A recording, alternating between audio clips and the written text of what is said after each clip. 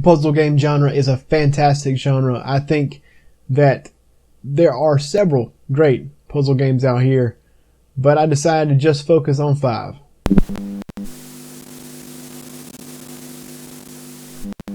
For this month's list, I thought I would mention puzzle games. I don't know what put it on my heart. Actually, I do. I was playing some games on stream the other night, and I streamed IQ, and that was kind of where it all began.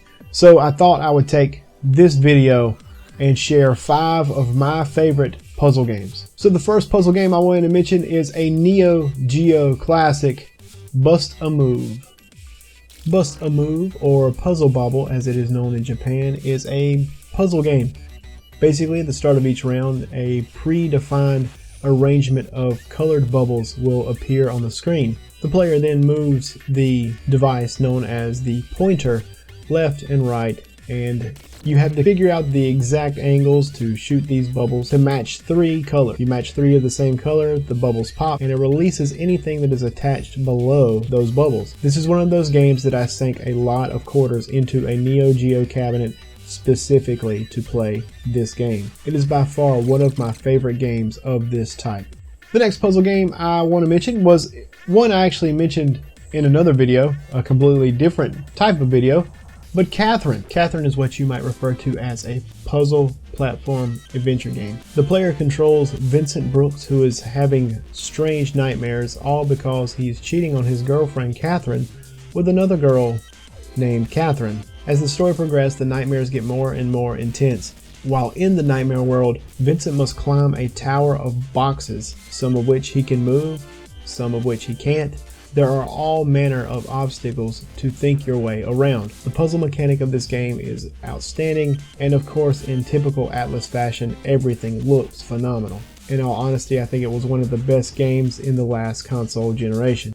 The next one is kind of cheating because it's actually the first one and its sequel, but both are puzzle games in their own right, and both are great, so I didn't want to choose one over the other, but that's the Portal series. The Portal series is a first-person shooter puzzle game built on the foundation of Half-Life. This is one of those games that was an accidental success, at least accidental in the sense that no one expected it to be as big as it became. The puzzles in this game are fantastic. You are always trying to think your way around 3-dimensional space. I'm particularly fond of puzzles that force me to figure out ways to launch myself across rooms to get to switches or buttons or even the exit.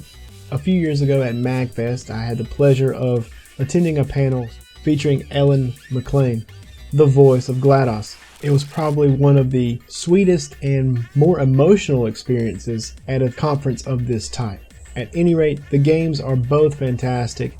The second one has even more interesting mechanics given that they up the ante in the way things function, and they even delve back into the lore a little bit. Both games are well worth playing, and I highly recommend them.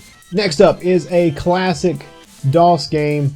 There was actually reports of this game on like everything there is. I always prefer the DOS game, Lemmings. Lemmings was a game that was basically ported to everything, everywhere. I think that's a testament to how good the game is. I was always particularly fond of the DOS version, mostly because it had the support for mouse control. Now, I've played it on other consoles, the Nintendo included, but I always preferred the mouse over the D-pad to move my cursor around. At any rate, the game works a little bit like this. The Lemmings are green-haired creatures that just walk in one direction or another. You can implement various actions on whatever lemming you choose. This usually affects the remaining lemmings, and hopefully that effect will be a positive one and force them into the temple and you can finish the level. I've got to admit, I always got a kick out of blowing the lemmings up. Excellent game no matter what you play it on. And finally, I already mentioned it. It's a great puzzle game. It's really unique. IQ.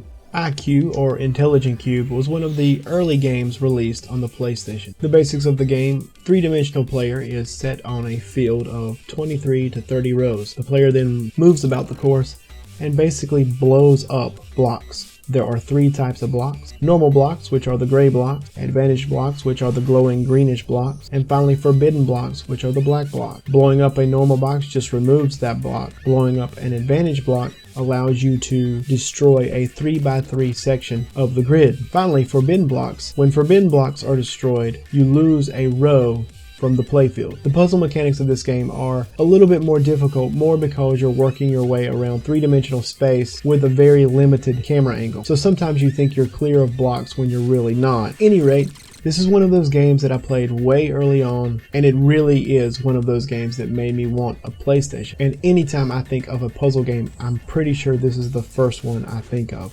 Well, that's it, guys. If you like to have your brain tickled by video games from time to time, then these are some that you could choose from that you won't be disappointed with. There are several out there. What are some of your favorites? Please share whatever you like. Anyway, that's it for this time. I'll catch you guys later. If you like this video, please make sure to check out some of my others. And to make sure that you stay on top of things, please check me out on all the various social media outlets. And of course, subscribe. That way you're always up to date on new videos on the channel. Thanks for watching.